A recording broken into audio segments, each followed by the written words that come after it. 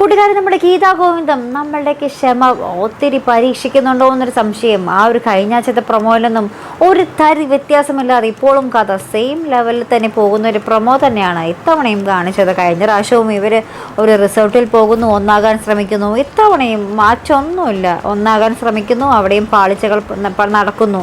അതൊക്കെ തന്നെയാണ് ഇന്നത്തെ പ്രൊമോയിലും കാണുവാൻ സാധിക്കുന്നത് കേട്ടോ. വേറെ ഒന്നുമല്ല, ഇവർ ആ ഒരു എന്താ പറയുക ഒരു ബോട്ടിൽ പോകുക, ടൂറിസ്റ്റ് ബോട്ടിൽ കയറുക ഇവരുടെ ആ ഒരു ആദ്യരാത്രി ആഘോഷിക്കാൻ വേണ്ടി.